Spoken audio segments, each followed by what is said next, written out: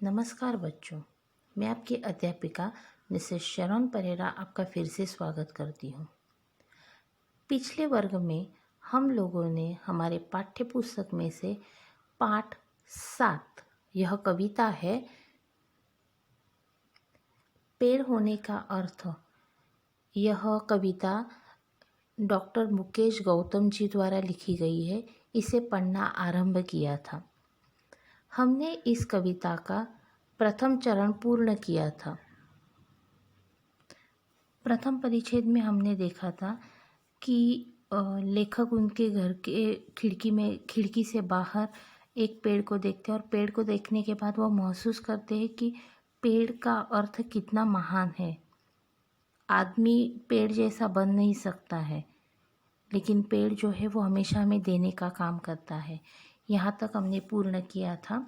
अभी आगे का परिच्छेद देखते हैं। हौसला है पेड़, अंकुरित होने से ठूठ हो जाने तक, अंकुरित होने से ठूठ हो जाने तक, आंधी तूफान हो या कोई प्रतापी राजा महाराजा। पेड़ किसी के पाँव नहीं पड़ता है जब तक है उसमें सांस। एक जगह पर खड़े रहकर हालात से लड़ता है। जहाँ भी खड़ा हो, सड़क, झील या कोई पहाड़, भेड़िया, बाघ, शेर की दहाड़। पेड़ किसी से नहीं डरता, पेड़ किसी से नहीं डरता, हत्या या आत्महत्या नहीं करता है पेड़, हत्या या आत्महत्या नहीं करता है पेड़। फिलहाल हम लोग यहाँ तक ही कविता देखते हैं। इसमें कोई कठिन शब्द नहीं है, फिर भी अंकुरित मतलब जिसमें छोटा सा अंकुर आ जाता है। ठूठ, ठूठ का मतलब है जो पेड़, जिस पेड़ के ऊपर पेड़ पत्ते कुछ नहीं रहते, जो रूखा सूखा पेड़ रहता है वो। अभी इस कविता का अर्थ देखते हैं। कवि कहते हैं कि पेड़ जो रहता है उसके अंदर हौसला बहुत ज़्यादा रहता है और इसलिए छोटे से अंकुर से लेकर एक ठूठ बनने तक, मतलब सूख जाने तक, वो किसी के ऊपर भी निर्भर नहीं रहता। वो अपना जीवन समर्पित करने में स्वयं निर्भर रहता है। वो किसी के ऊपर निर्भर नहीं रहता, वो खुद का काम खुद ही करता है। फिर आंधी आए, तूफान आए या कोई प्रतापी राजा महाराजा आए, पेड़ किसी के सामने कभी नहीं झुकता है। आंधी में भी वो अपनी जगह पर डटा रहता है, तूफान आ जाए तो भी वो डटा रहता है, कोई राजा महाराजा आए तो भी वो अपने शान के साथ खड़ा रहता है। वो किसी के सामने कभी नहीं झुकता है और आंधी तूफान के बाद वो डरता भी नहीं है कि आंधी तूफान में मेरा क्या होगा। हम मनुष्य है, वो डर जाते हैं। अगर कोई बड़ी मुसीबत आ जाए तो हम लोग दूसरों के शरण में चले जाते हैं। अगर कोई समस्या आ रही है तो हम लोग दूसरों के पाँव पड़ते हैं, लेकिन पेड़ जो है वो किसी के सामने कभी नहीं झुकता है। वो हमेशा अपने आप में डटा रहता है। पेड़ किसी के पाँव नहीं पड़ता है जब तक है उसमें सांस। पेड़ कभी भी किसी के पाँव नहीं पड़ता। हम क्या करते हैं, अगर कुछ मुसीबत आ जाए, कुछ चाहिए रहेगा, हम लोग दूसरों के पैर पकड़ लेते हैं ताकि हमें मालूम है कि अभी हमारा काम जल्दी हो जाएगा।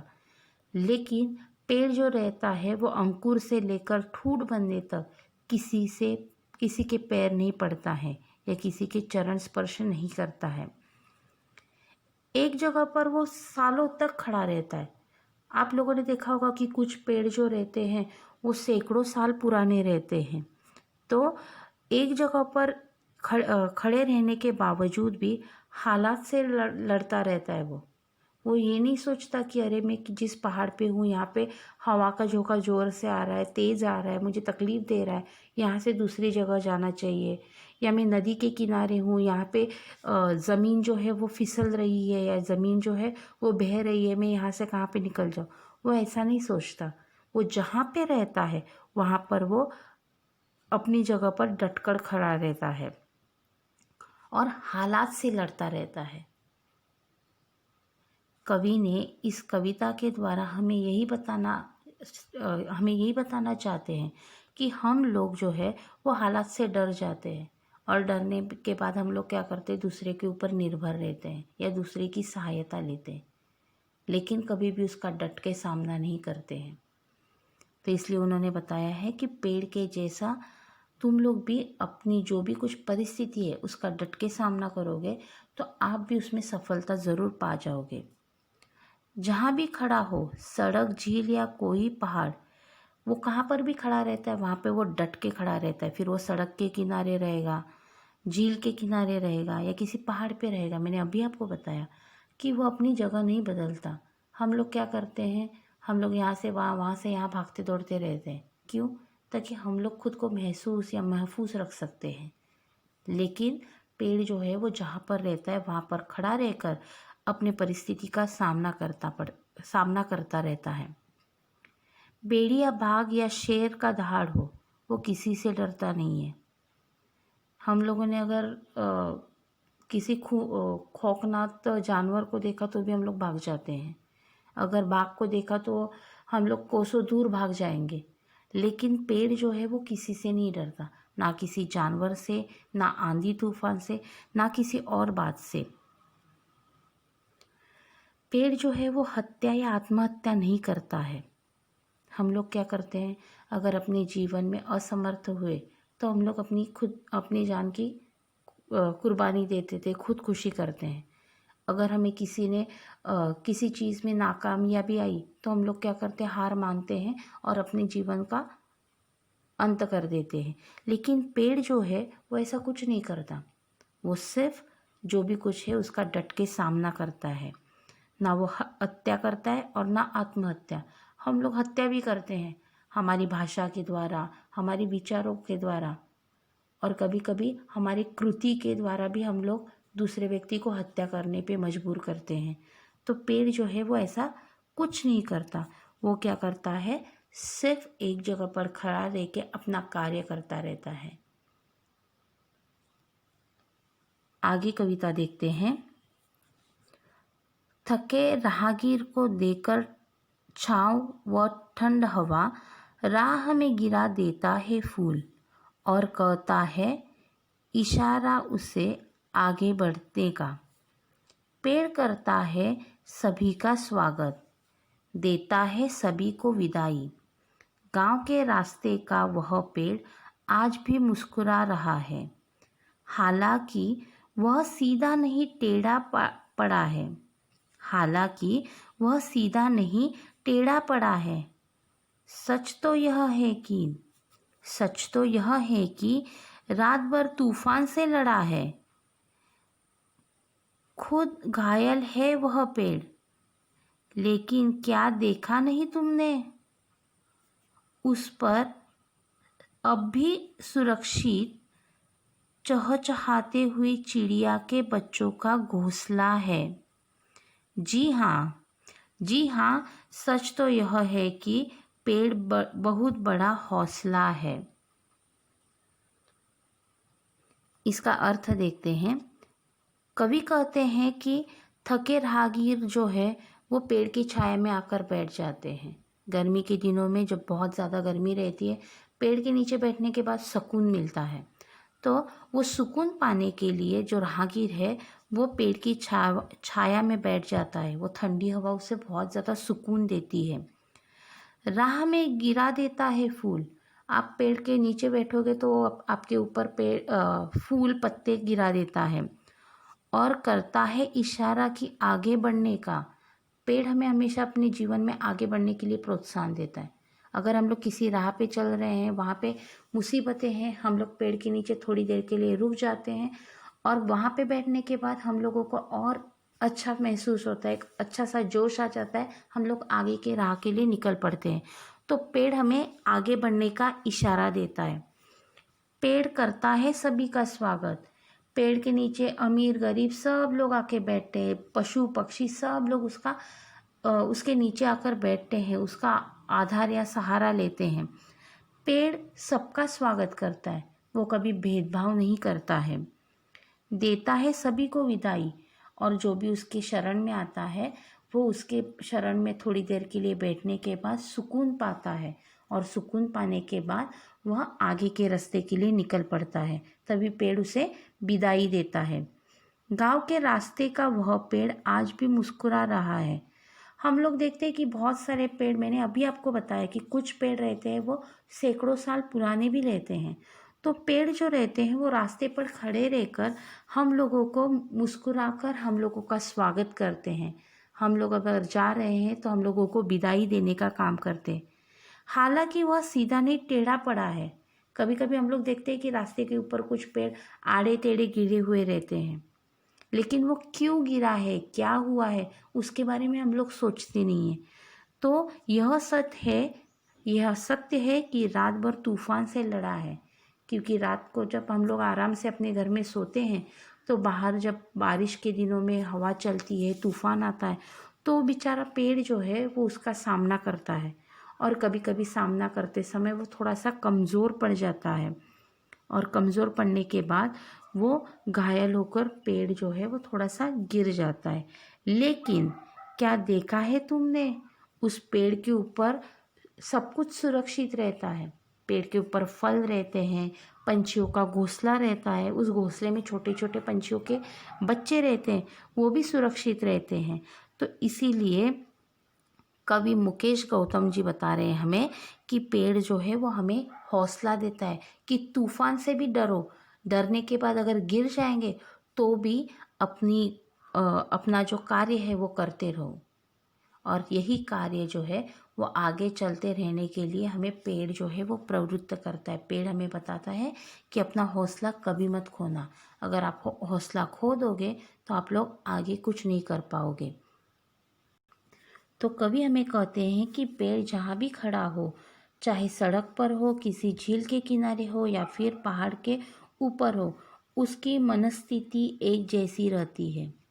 पेड़ के सामने भेड़िया, बाघ जैसे हिंसक पशु आ जाए या शेर दहाड़ने लगे, पेड़ किसी से नहीं डरता है। जबकि मनुष्य हिंसक पशु के सामने आने पर डर से मर जाता है या भाग जाता है। पेड़ मनुष्य के समान न कभी किसी की हत्या करता है, न ही आत्महत्या करता है। इसके विपरीत पेड़ थके हुए यात्रियों को ठंडी हवा देता है, शीतल छाया देता है। यही नहीं, पेड़ राहगीरों के समक्ष पुष्प वर्षा करके मानो उन्हें अपनी राह पर आगे बढ़ने के लिए प्रेरणा देता है। पेड़ के समीप जो भी आता है, पेड़ सभी का स्वागत करता है। यात्री जब थक कर उतरने के बाद पेड़ के नीचे उठकर चल देते हैं तो पेड़ सभी को विदा भी करता है। कवि कहते हैं कि गांव के रास्ते में मुस्कुराता पेड़ जाने कब से टेढ़ा खड़ा है। पहले वह पेड़ टेढ़ा नहीं था, पर पूरी रात तेज तूफान का सामना करता रहा, इसलिए वो घायल हो गया। इसी के कारण टेढ़ा भी हो गया, परंतु उसने अपना हौसला नहीं छोड़ा। पेड़ की शाखा में एक घोंसले में चिड़ियों के चहकते छोटे छोटे बच्चे थे। सारी रात भयंकर तूफान चलते रहने के बाद भी पेड़ के हौसले के कारण वह छोटा सा घोंसला सुरक्षित है। सचमुच पेड़ का हौसला बहुत बड़ा है। हमारे जीवन में हमारे माता पिता रहते हैं, वो भी हमेशा हमें हौसला देते रहते हैं, परिस्थिति का सामना करने के लिए प्रेरणा देते रहते हैं। हमारे माता पिता ही हमारे लिए सब कुछ है, लेकिन जब वो हमें कुछ अच्छा करने के लिए प्रोत्साहन देते हैं तो हमें पीछे नहीं हटना चाहिए। और यही इस कविता से हम लोगों को सीखने को मिलता है कि हमेशा अपना जो हौसला है वो हौसला जो है वो बुलंद होना चाहिए। अगर हमारा हौसला बुलंद रहेगा तो हम लोग किसी भी चीज़ को आसानी से पा सकते हैं और अपने जीवन में आगे बढ़ सकते हैं। इस कविता के ऊपर कुछ स्वाध्याय है। आकलन कृति पूर्ण कीजिए। पेड़ इन रूपों में दाता है। अभी किन रूपों में? पेड़ कवि को कागज़ देता है, पेड़ प्रशासन को कुर्सी देता है, कृति पूर्ण कीजिए। हौसला है पेड़। अभी पेड़ किसका हौसला है? अंकुरित होने से और टूट हो जाने तक का हौसला है। दूसरी कृति है पेड़ से नहीं डरता। पेड़ से कौन नहीं डरता? बाघ, भेड़िया और शेर की दहाड़। इसके ऊपर और भी कृतियाँ बन रही थी तो मैंने उसे बनाया है। पेड़ पाँव नहीं पड़ता। किसके? आंधी तूफान के और प्रगति राज महाराजा के। उत्तर लिखिए। पेड़ करता है, क्या करता है? सभी का स्वागत। और पेड़ देता है, क्या देता है? सभी को विदाई। और एक कृति बन रही थी, पेड़ राहगीर को देता है, क्या देता है? ठंडी छांव और हवा। और दूसरा क्या देता है?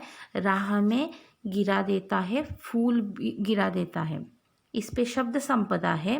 लिंग बदल कर लिखिए। पहाड़, पहाड़ी, बाघ, बाघिन, शेर, शेरनी, चिड़िया, चिड़ा। समानार्थी शब्द है पेड़, तरु, हवा, अनिल, पहाड़, पर्वत, राहगीर, यात्री।